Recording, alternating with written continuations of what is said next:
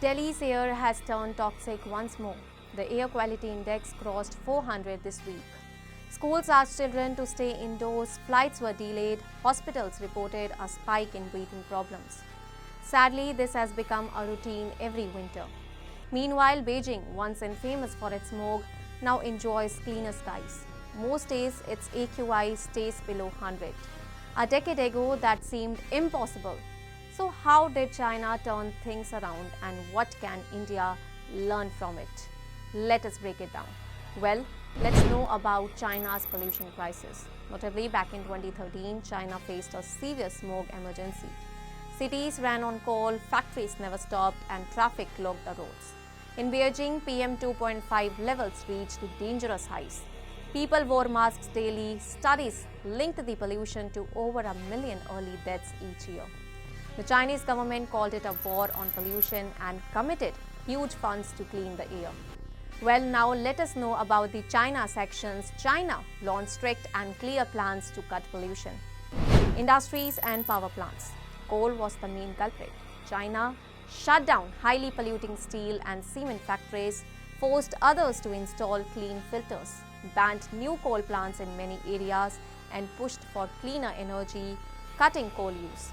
Number 2, vehicles and transport. Cars were adding tons of toxic fumes.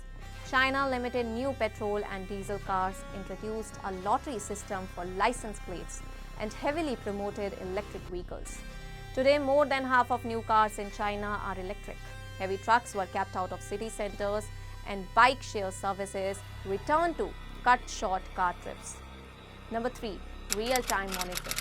China set up thousands of air monitoring stations. The data was made public, so everyone could see which areas were improving. This transparency made local authorities act fast whenever pollution spiked. Well, now let us talk about the visible results in China. Notably, today Beijing air is far cleaner than it was 10 years ago. PM 2.5 levels fell by more than half. Pollution levels dropped across the nation and the number of good air days increased. Life expectancy is expected to rise thanks to cleaner air. China still has some challenges like rising ozone levels, but the overall improvement is really dramatic. Now let us shed light on India's situation. Notably, Delhi's air remains one of the worst in the world. Last month, the AQI in some parts touched 900. Farm fires, old diesel vehicles, brick kilns, dust and weak enforcement all contributed. Therefore, India launched the National Clean Air Program to cut pollution by 40%, but many cities have used only a small portion of the funds. State governments often argue over responsibility, slowing down progress, while Beijing moved from AQI 300 plus to below 100. Delhi is still struggling. But what India can learn from China? Number 1, accountability. China made officials personally responsible for air quality targets. India can do the same, making states and city leaders answerable for results. Number 2, clean energy push. China invested heavily in solar, wind and EVs. India has huge renewable energy potential. Faster installation of charging stations and retiring old vehicles will help. Number 3, better air tracking. More monitoring stations, especially in rural and industrial areas, can improve transparency. Real-time data helps governments act fast, closing kilns, halting construction or limiting traffic on high pollution days. Number 4, upgrading factories. Industries need cleaner technology. The most polluting factories must be shut, while others switch to cleaner fuels. Number 5, health first.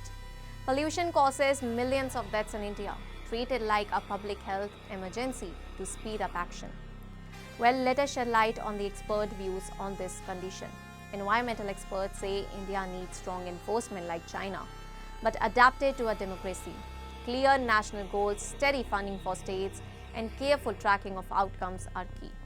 China proved that dirty air can be cleaned in a decade through strict rules, modern technology, and coordinated action. India can follow the same path. It's not just about clearer skies, it's about protecting health and securing a safer future for our children. That's all for now. Stay tuned to the Savera for more updates. Do like, comment and subscribe to the channel.